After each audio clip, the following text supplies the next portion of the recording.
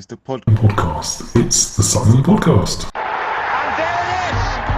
Sutton United of the GM Vauxhall Conference have put out First Division Coventry City, winners of the FA Cup themselves less than 2 years ago.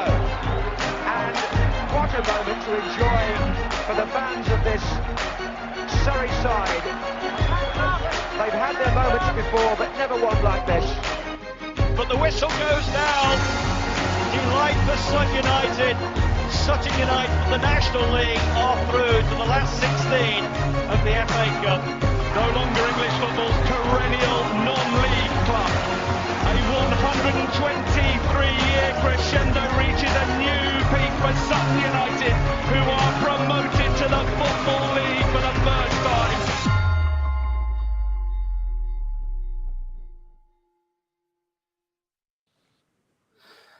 Hello, welcome to the Sutton United Talk Time podcast. It's the Sunday service, and yes, that was Craig Dundas at the start of that intro saying, "Hey, it's the podcast guy," because when he said it to me, I begged him and pleaded to send him the sound file.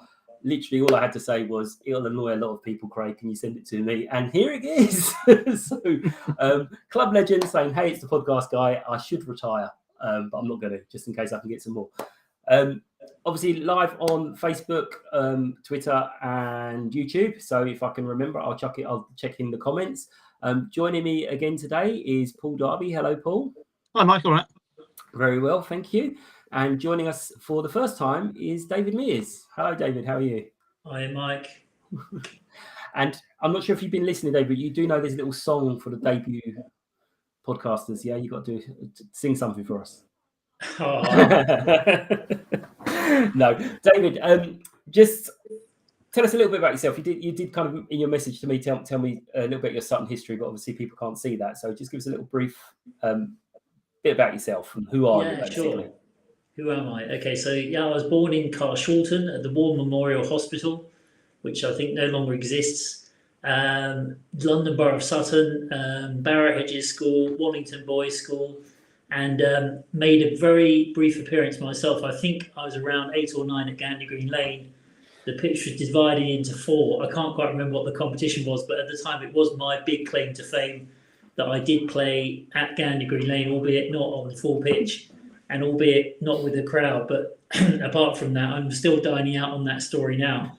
It's as close as I got to footballing glory myself. So relationship with Sutton United goes back a long way. Bit on and off over the years. I've many years ago I moved out to Madrid for various reasons, and I've been following them from afar, as well as supporting here Atletico Madrid, and but obviously very excited over the last few years to see the development of the club. It's been fantastic to watch. I get back as often as I can to see the games. I was at Wembley last week, and I've been at a few games this season as well.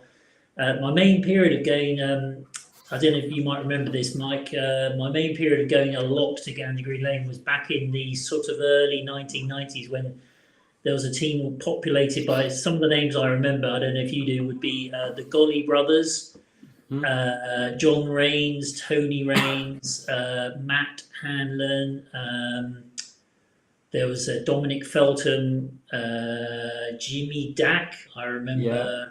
Being the name at the time. So there was a period where I went quite a lot. And that would have been, I think, 91-ish, 92-ish, that kind of time. And then since then, obviously less. Okay. I was going to say, it sounds like you've left out the wonderful Sir Lenny Dennis, but he might have just left at that point. No, I remember him definitely. Okay. Absolutely. And Paul McKinnon, of course. Yeah. And Effin came a little while after that. Yeah, Effin and Cook. I remember the big day when he got signed by, was it Norwich? Norwich, yeah. Was it Norwich? Yeah. So all a bit weird at the time, but now it's like, hey, whatever. Yeah. And then Paul Rogers as well hit the big time, didn't he, after? He did. Great conversation about Paul Rogers with the guy from the Wigan podcast, because he won Wigan this trophy, or not this trophy, the Papa John's, whatever it was called at the time. Great conversation. I'm not sure if I caught all of that on camera because we spoke for ages. We promised each other like 10 minutes and then ended up speaking for nearly an hour. Yeah, you go back to sort of a similar era to lots of people. it is a club that everyone kind of just.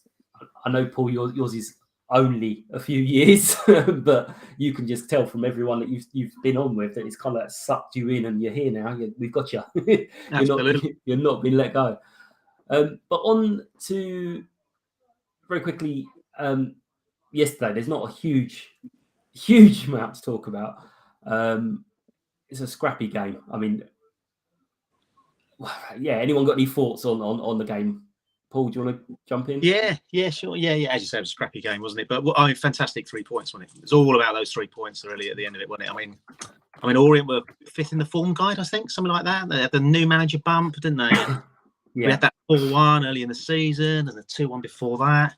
Plus the Papa John's blues, it was. I got to the ground about half hour before, and there was just a murmur around the ground. And I think it was like a therapy session for everyone. Everyone was still just talking about the game. It would have been all right if it was like 2-0 or 3-0, wouldn't it? We've all moved, but we were so close to it, and you could tell people were still getting over it a little bit. And I thought Matt's pre-game as well, he still sounded pretty gutted and disappointed about it, didn't he? And I wonder what I hadn't spoken to the players or seen the players, but I assume they were pretty much themselves like that as well. So to get themselves up for it, I thought, I know they're pros, but to get themselves up for it and to grind that win out and get 3 points, I thought was great. It was tricky conditions, the wind. Is it always windy up there? I don't know. We always say that, don't we? Tricky conditions, windy. Yeah. We always say that, don't we? But absolutely owned them in the first 35. When the tempo and that press was great. A couple of good chances. Harry's shot, and of course the goal.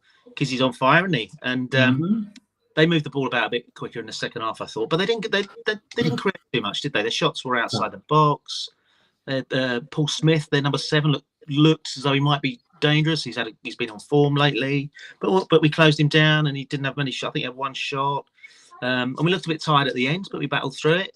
And there's some good game at the end there with 7 minutes. Well, it was 4 minutes added on. Ended up 7 minutes. So, So and with Goodliff out and Randall out, everyone just stepped up again, didn't they? So can't speak highly enough of them for just dragging them back out from that Papa John's and getting the 3 points. So we're back in it. We're still in it, aren't we? Absolutely. Just one little thing there. As you know, I went big time this week, and I went for the lunch ahead of time. I'll drop that in. Matt was there, and he was gutted. But what he actually said is the players were off on Monday. He gave them an extra day off on Tuesday. He had them back in on Wednesday, and he said, I didn't know what I was going to say to them, and they actually brought me up. They were the ones going, right, come on, let's crack on now. It's gone now. So I think the players were the ones dragging him. I don't know, David, what were your thoughts? I know you had a slightly different view to us from the warmth of your living room. Exactly. Well, I tuned in. I paid my £11 and tuned in on iFollow, which I have to say, by the way, I think is a great service. I mean, it's for those of us who can't get to the game, wherever, even you might be ill or got COVID, or in my case, I'm living in Madrid. But it's a fantastic thing to be able to do, to tune in and see the games. I pretty much agree with everything that you just said, actually, Paul. Not much more to add. I thought they did very well. And it is a bit, it's a bit attritional. It was a bit attritional, really. I mean, the second half, we definitely were under the cosh a little bit, but they got through it. And, it's all the usual old football cliches apply. That it was 3 points ultimately, which is the name of the game, is winning at this stage.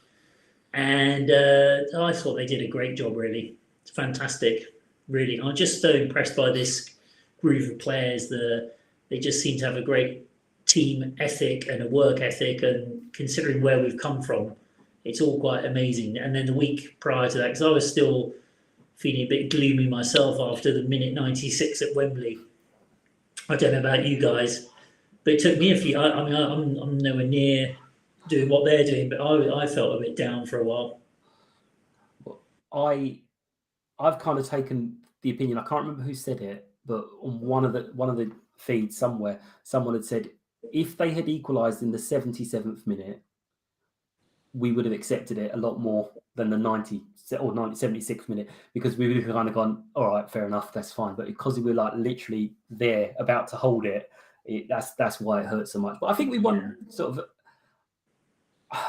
We didn't play badly. We've impressed a few people, and we didn't want the fairy tale to have that ending. We'll wait for another 9 games to get another ending where we win at Wembley again. Agree with Mike. I mean, I think had it been 2-2 after 80 minutes, we would have all thought that was fair enough. And then in extra time, they were clearly a bit stronger and a bit fitter and deserved to win ultimately. So no complaints. And we had a wonderful day out, and it was a fantastic achievement in itself, I think. So I think it's important not to forget that, really, because winning or losing, it's still, if you go back to the start of the season, and if you'd said we're going to be more or less in playoff places at this stage of the season, and we will have played a Wembley final, no one would have really believed that, I don't think, in all honesty. Would you? I would have possibly suggested you went for a lie down because that is just a ridiculous thing to suggest. And then, you do kind of walk away from games thinking, oh, I'm gutted. And then, actually, do you know what? Yeah. That's a bit silly because where we expected to be. But we do move on. Craig has joined us to talk about the Mansfield game. Before I bring Craig in, I will just say a couple of quick things before he has the right to reply. Craig has it's his fault that this format is as it is. I am almost like the Aldi Colin the Caterpillar, or Cuthbert the Caterpillar to his Colin the Caterpillar, because Craig and I had a chat before he came on before, and he gave me some really, really good pointers. And he does the Sunday sermon and I do the Sunday service. So bringing in the original and a very good podcaster and broadcaster from Mansfield Matters is Craig Priest. Hello, Craig. How are you? Hi guys. Must remind you to send me the invoice for that excellent intro there. But it's really good to see you guys absolutely smashing it, and it's very weird actually to see this software from the other side of it, because I'm used to seeing the view that you see. So it's quite weird, but good to be on. Thanks for having me. Yeah, absolutely. And do you know what, Craig? I'm so useless at this. I keep forgetting about the chat, and I've got Alan Cox who's jumped in on Facebook saying it was a very physical game and was chatting to the bar, and he said the boys are all still recovering. So sorry, Alan, and thank you. I kept forgetting the chat again. But you guys have had a bit of a good run since we beat you and dispatched you back in the depths of winter. Yeah, it's been a strange one. I mean, for me personally as well, it's been a whirlwind then, because actually that game was the first where I was actually back on the radio being a commentator for the local commercial station at the very last minute. So I've got personally fond memories of that night. But since then I don't know whether Nigel Clough will say actually no, it's you, Craig, that's done it. But no, it's been good. We had a fantastic run. We had a really good run of form at home, and the run of home games which we had sort of early on in that sort of time, November, December time, really contributed to that. We've broken a club record, 11 consecutive wins in Sky Bet League 2 on home soil as well. So that's really helped us out. And I would say we've been on a good run, but actually of late we have sort of started to slip off a little bit as well. We ended up losing at Tranmere in the very last minute, so I can sympathise with you guys in terms of the Papa John's final and how things ended for you there. We then lost at Port Vale, which is a result at the minute which is sort of costing us, because they're 3 points in front and with a much superior goal difference. We've had a few stutters here, there and everywhere. We've lost our sort of leading goal scorer at the minute as well, Reece Oates, for injury. So it's all setting up, though, to be a nice final end of the season. Nothing ever goes well in Sky Bet League 2. You can just see how tight it is. I mean, I look at you guys sort of, you were really, really flying at the start of the season. You top 3, and it was looking like you were going to go up in on the automatic. Sort of dropped off with the cup run and everything, but you're still well within the race, because it is literally that tight. One set of results on Saturday afternoon can absolutely change the whole picture of the League 2 standing. So it's really exciting as a broadcaster and as a fan more than anything else to be involved in it and see how it unfolds. Yeah, it's completely insane, and the amount of teams that have to play each other is quite good for us. I know Port Vale. Yeah, it was yesterday, wasn't it? They got that late winner. Yeah, very frustrating. Although, I think Oldham had pulled it back twice as well, and Oldham aren't actually a bad side. We went there and beat them, but they should have beat us. To be fair, we weren't great. They're not a bad side, and out of anyone, I'd probably back them to probably stay up. But Scunthorpe, have you got Scunthorpe yet to play yet? No. Oh well, that I mean, managers will come out and say, "Oh, it's not a given that you get 3 points." But honestly, it is because they play. The team is pretty much made up of 14-year-olds at the minute. It's a sorry state that they're in, and yeah, if we'd have had 3 or 4 more players that were fit yesterday, we could have probably got double figures. It's alarming to see what state they're in. To be fair, and goal difference could be important, couldn't it? Yeah, it really could. Yeah, and that's why I was a little bit frustrated that we only got 4 yesterday, and and not as many. Because you look at the difference between us and Port Vale goal difference wise, actually, and yeah, that swing could be absolutely critical, as you say. Yeah, we beat them 4-1. I think it was at home. I think Harry scored an own goal. I think that's the match. Yeah, it was the match. Yeah. But they were woeful. And I rarely say that about other teams because it's not really my business. Me too. But yeah, they were shocking. And I think Gabriel had put out a thing. Well, what's the game? What do you think of the game today? And I said, I think Scunthorpe fans deserve a medal for following that team up and down the country because they were awful. Yeah, they let the frustrations go a little bit yesterday. We had our game yesterday actually had everything. Halfway through the second half, we were 4-0 up. They started launching tennis balls onto the pitch, which was quite funny. Then there was as the stewards were distracted collecting them all up, there was a pitch invasion from their fans. They managed to get them off the pitch eventually after probably about 5 or 6 minutes. We then went down the other end, and Danny Johnson, our striker, who plays for Leyton Orient, has barely been in the team of late, had a really golden chance to get a fifth and put himself in the manager's thoughts, fired it into the side net, and you would not believe the string between the top corner of the net and the stanchion. He snaps the string so that it comes down, so the groundsmaster come on, and it takes another 10 minutes for it to get fixed. I didn't get home till midnight. It's only an hour down the road. Well, we had an upset because they stuck up 4 minutes of added time. We were like, well, at least it's not 7. And then there was an injury, and we're all sitting there going, it's going to be 7. It's going to be 7. It's going to be 7 minutes. But what are your thoughts, guys, ahead of the game? I've got, if you allow me a question for Craig, I've got how's the stadiums these days at Mansfield? Because I've got a memory from the late 1980s. I went to see Mansfield Town play Wimbledon. I think you look quite young, Craig. You might not have even been born. Correct. And I do remember Dave Besant being in goal for Wimbledon. So it must have been late 1980s. And I remember it being a particularly drafty terrace at your stadium. Well, you'll be pleased to hear that the terrace is now gone. It is now an all-seater bar for the stand on the far side Bishop Street, which is condemned. It's not used anymore. It's just got the gantry there for the cameras.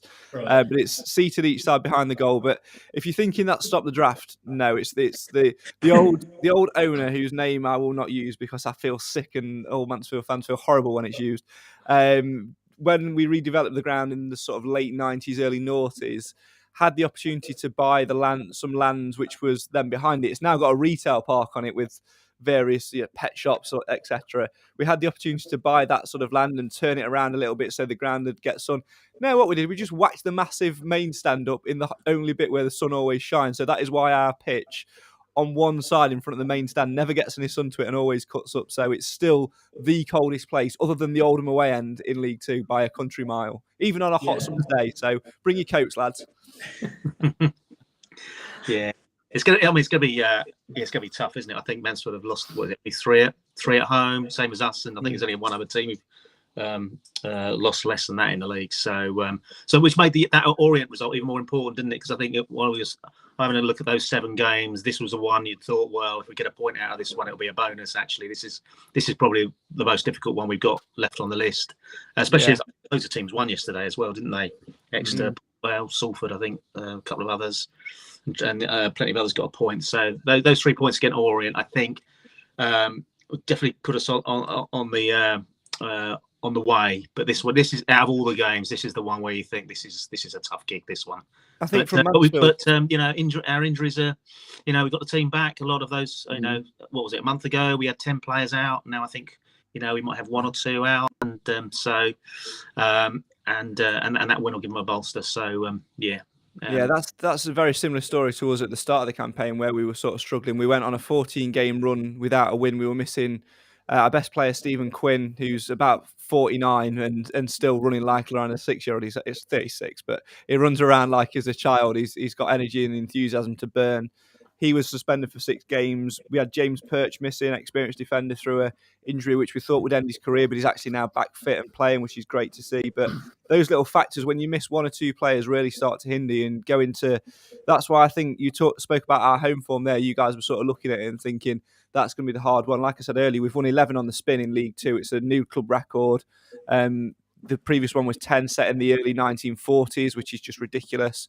And the only thing sort of playing in our advantages we look at the running at the end of the season is the fact that thanks to a certain Steve Evans and his COVID pulling techniques for the Stevenage game, it's given us that all-important game in hand. But it also means that 3 of our last 4 games of the season are actually at home. All right, we've got Forest Green to play, of course, the league leaders on the final game of the season. But looking at the way they're going, they should be signed, sealed and delivered by then anyway. But having 3 of the last 4 games at home of the season plays into our hands really, really well. And our home form is incredible. Our home support is great as well. So it'd be an interesting one to see how it plays out. And it'd be interesting to see how teams sort of set up against us, because we don't have any fear at home anymore. We had that at the start of the season, and we certainly don't now. We don't let teams play. We make it as uncomfortable as we can for them. So be an interesting one to see how it unfolds. And I guess it all depends on who you guys have got on the Monday as well. We've got a trip up to Carlisle, so it's quite a lengthy one for us. So Nigel Clough will sort of be looking to get that one done on about the hour mark and sort of start resting legs a little bit. So it'd be interesting to see what you've got on the Monday as well. We've got Newport at home. So so you've got a very tough Easter weekend then, haven't you? We've got the 2 toughest games over that weekend. Before I bring David in to hear his thoughts, I just wanted to say, you've mentioned club record a couple of times. That's not going to impress us, because we've broken so many club records this season. It's every single thing we do is club record. It's club record. That's the beauty, though, isn't it, of when you're doing well in a season, because these things do happen. And you guys as supporters, because you couldn't really go last season because of COVID, like any of us, must be absolutely really loving it. I think that's a big reason why Mansfield's home form is what it is, because fans have missed going to home games, so they're piling in. And it's the same for fans up and down the country. And you guys, you got to Wembley, you're in and around the playoffs, you've been in the top 3, breaking all these records. Must be so good to see. And one thing I would say, though, and I sort of heard you talking about it backstage when I was waiting a little bit, was you guys as a club have got to get over this loss in the final, because it will come back to bite you. Because as a collective, it does create this whole thing of, oh, well, we've been there, it's weighing on our shoulders. You've done that. You've got to look at it as, oh, it's such a great achievement we've got there. We've been so unlucky, but now put all your energies into the last few games of the season, because if you don't, that's where you're going to trip yourselves up as a collective, because you're such a community club. I can really see you're much closer to what the players are. You're much closer as fans to the players than what other clubs like Mansfield, Newport, etc. are. So I think that as a collective, you guys really need to hit on the head and say, this is, we're going to give it a go now, and it is what it is. In fairness, that is mostly us as fans, because I heard because it's all over social media, but after the match, we all went back to the club, and there was quite a few people, and I think it was 2:30 before people were going home on a Sunday night. 2:30. It was a good atmosphere. And it was like, what would have happened exactly if we had won that competition? But from 3 or 4 different people at the club, it was basically, this isn't it. This is the start. So it's all going to be a springboard. I think it's us lot that are going, oh man. The players are like, done. Move on, and they're knackered, poor little things. But it's because we've got a small squad. But I think they're over it already, and they're just looking forward to a return. David, I know you're from afar, but what do you think on that and the game? I totally think. I mean, if, as we said earlier, if someone had offered this at the start of the season, we would have actually signed up for a Wembley final and win or lose. So I think it was a huge achievement just to get there. So I think we should be popping the champagne about that, and then thinking about the next few games, and that's about it really. Win or lose, really, it doesn't. I think it shouldn't matter very much. It was just a fantastic achievement. I have Mike, I've a question for Craig as well. May I? Yeah. So we're all in awe of our manager here, Matt Gray, Craig. So we absolutely think he's done an amazing job. As a matter of interest, what's it like having a superstar former Liverpool, Nottingham Forest player as a manager of a League Two club. Does it change everything? Well, at least you didn't go with Brian Clough's son, which many others do. So that's a good start. No, I mean, when we was in a horrible position when Cloughy was appointed, we had Graham Coughlin before him, who had an horrendous start to the previous season, couldn't buy a win, didn't win at all. In his entire tenure as manager, got 4 wins, overhauled the squad, brought all these players in, and it looked like a good squad on paper. It just didn't click for him. And we were in such a negative place because it was the height of the pandemic, and as fans, we needed something to lift us. But we were in a really good position that there were so many managers out there that could come in and do a really good job. And everybody sort of looked at Nigel Clough and the job that he'd done at, Burton Albion in particular, but also behind the scenes at like the likes of Derby and Sheffield United, where he'd cleared a big wage budget, got a good squad that are playing for each other. And that's what we wanted him to do. And we brought him in, and the excitement levels were there, but we knew it'd be a long process. And I think we still think that now. And one thing he's been very good at doing is keeping a lid on things and keeping a lid on our expectations, because we've been bitten by it before. I mean, only 2 or 3 seasons ago, Mansfield were going well all season, on the final day of the season needed just a point to go up at MK Dons, and we threw it away, and then we lost in the playoffs, and we're still here. And Nigel Clough is well aware of that. He's well aware of the history. And at the start of the season, he came in and he was asked what's his ambitions for this campaign. And he said, we're going to try and win promotion. And his emphasis was on the word try. And everybody's brought into that. If we don't do it this year, then we'll go again next year and just pick ourselves up. And he's really eased that, and he's got everybody brought into it. And I think a lot of fans are just enjoying the ride. They like having the name there. They like having that sort of prestige which brings with it. But he's very humble. He's very switched on. And other than a lot of managers who, have got this big reputation of promotion winners, prime example was probably 6-7 seasons ago now, when Steve Evans was our manager. And we're talking Steve Evans when he was still a success. So every club that he'd been at before, he'd got promotion with, and it was almost guaranteed that Mansfield were going to get promotion. That sort of helps to galvanise the club a little bit. It got the fans in, it got us sort of bouncing, got us playing really, really well, and really lifted the expectation levels through the roof. And sort of since then, since he walked out and has left, it's not been great, but those expectation levels have stayed up there, and that's been our downfall. Clough comes in and completely, lowers them and sort of makes it more of a realism. And I think, like you guys with your manager, you brought into his ethos, you brought into his work ethic, and even when things aren't going great, that you still support him, and that's the key highlight. I mentioned earlier when we had the 14-game spell without a win, any other club up and down the country is screaming for the manager to get sacked. And all right, there's a percentage of Stags fans that were like that, but we're talking less than 5% of fans that are doing that, and that's crazy to think. And it just shows that if you've got that support from the fan base, win, lose or draw, when things aren't going your way, when things are going your way, it's even better. So I think in terms of looking at 2 football clubs, we're 2 football clubs with a fan base who fully believes in the manager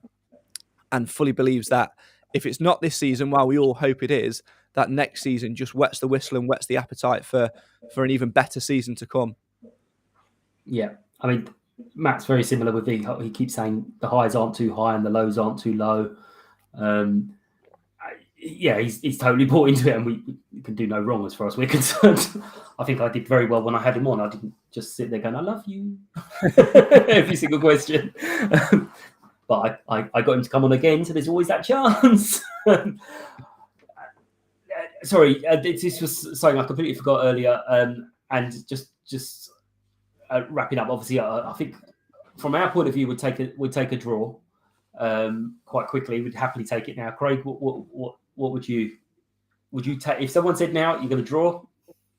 Have it? No.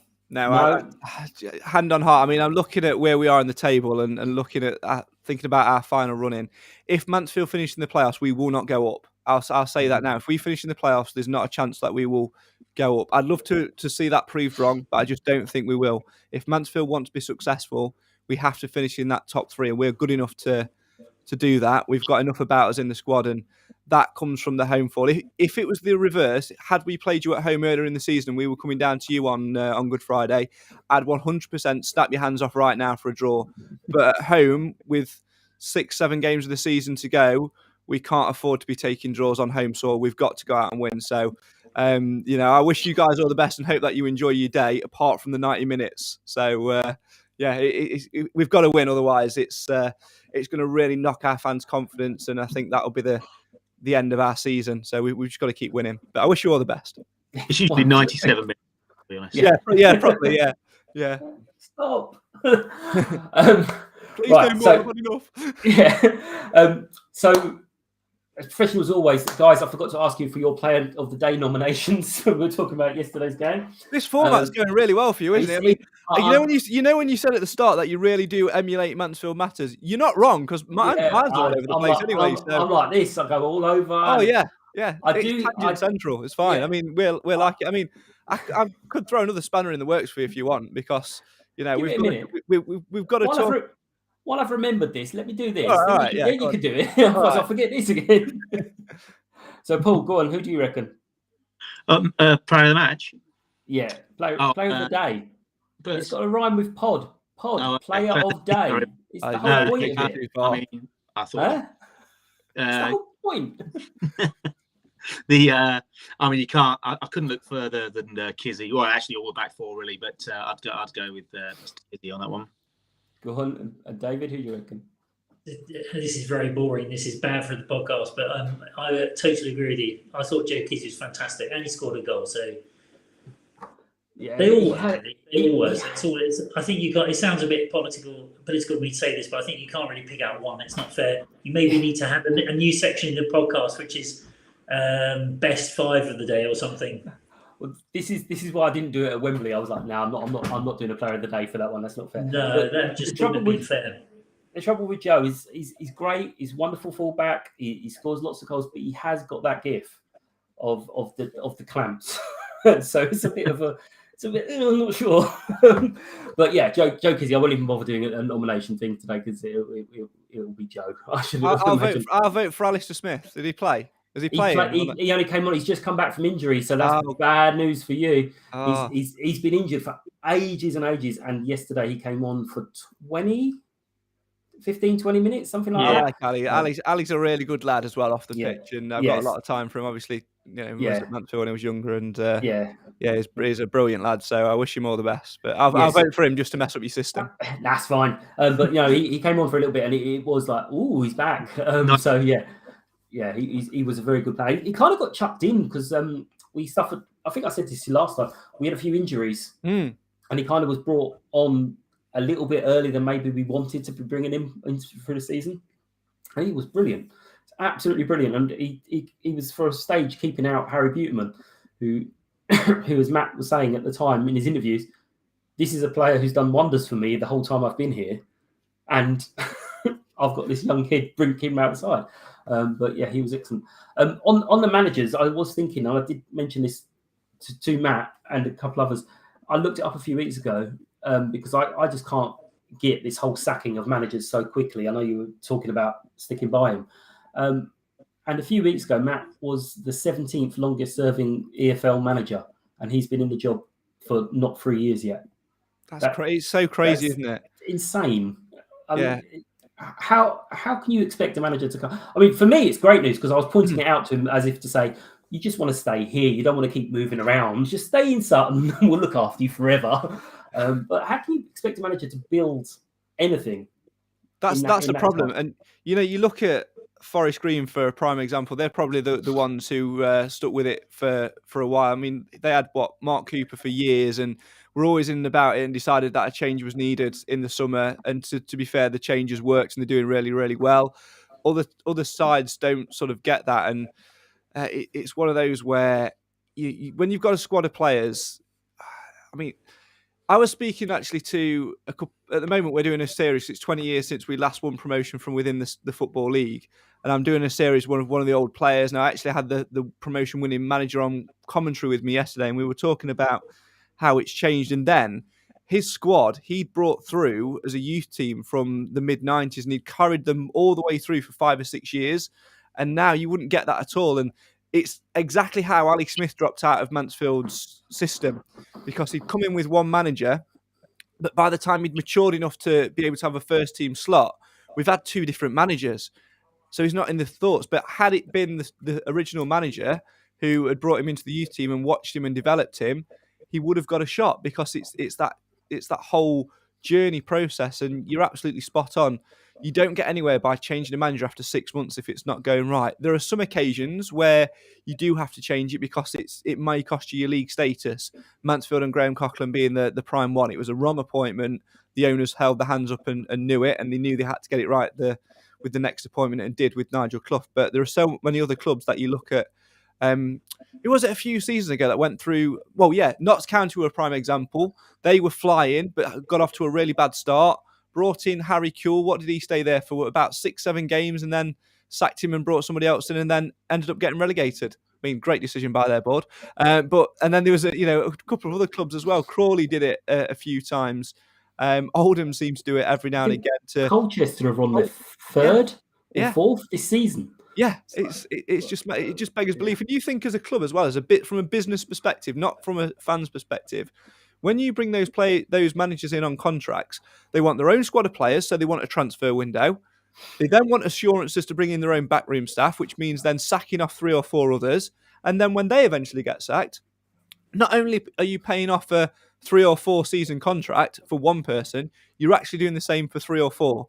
So it's no wonder that clubs end up in debt and that clubs end up struggling financially when they don't doing it. And all because you're not getting a good couple of results. And it really, really does make me think actually about Mansfield's situation this season and how patient David Sharp, our CEO, was with Nigel Clough. Because if he'd have sacked him then, we would not have had the response that we wanted. We'd probably be out of the mess. We'd probably be maybe 19th or 20th, but that's not where we want to be. Just a little bit of faith goes a long, long way. And I just hope, from your guys' sake, that your manager sticks with you as a club and doesn't sort of outgrow it a little bit. Because I think he's got a nice little project there, which he's built up over the years and is really, really respected. And I think the name Sutton United is really, really growing early doors as a Football League team, which is credit to the work he's done. A lot of people wrote you guys off when you came up and said, oh, they're that oddity which has won the conference, they'll go straight back down. But, there's so many other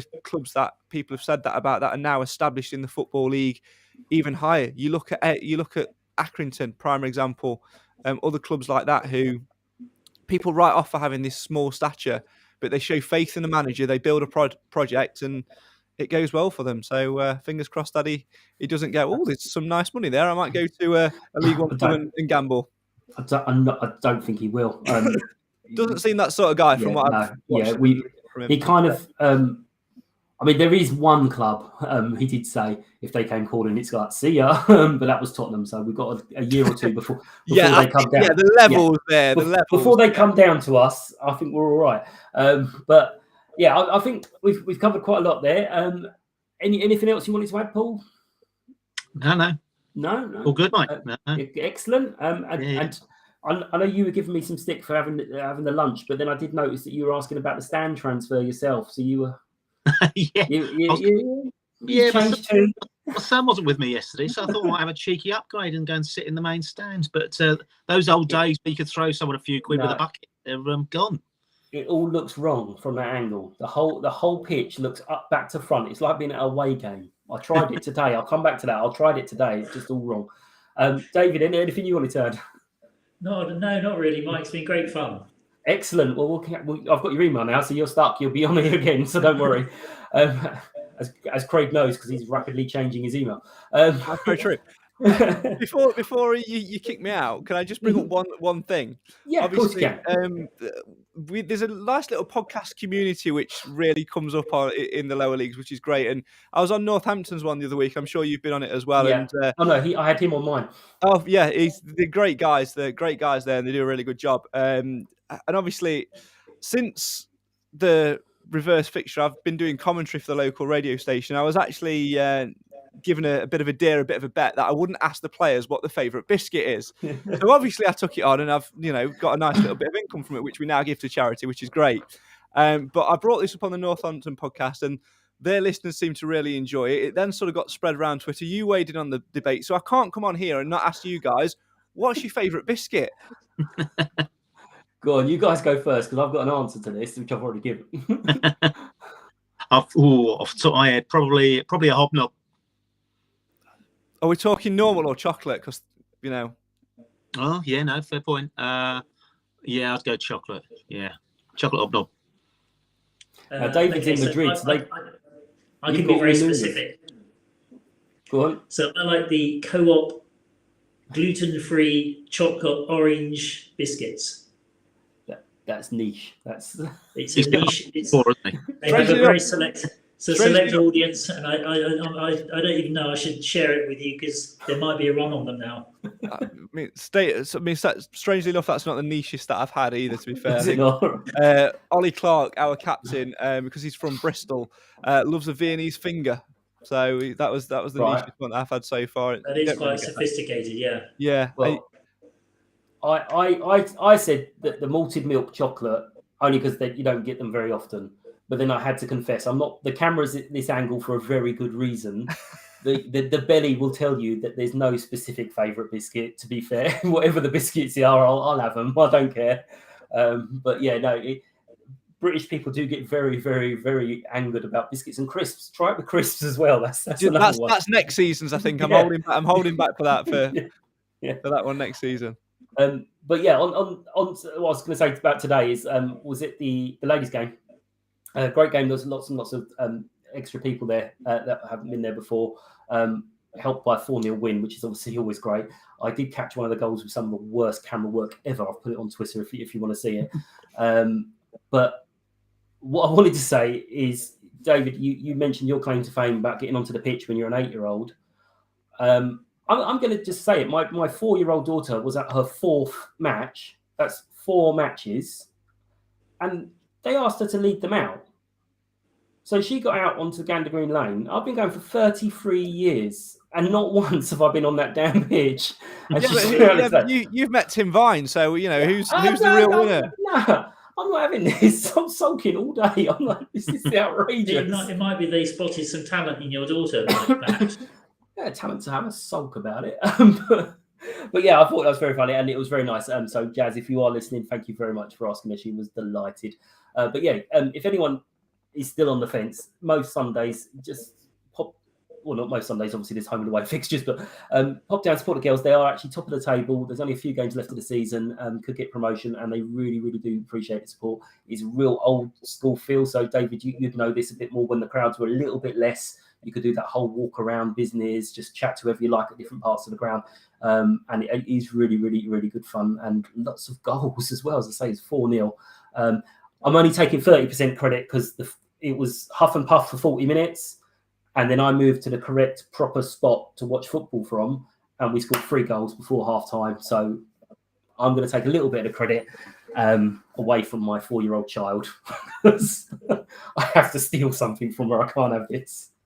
But gents, thank you very much for your time.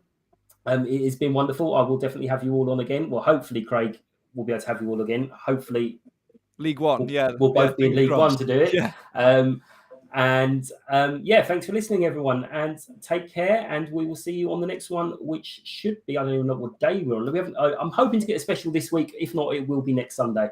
But yeah, take care, guys. Thank you. Bye bye. Cheers, Mike. See you.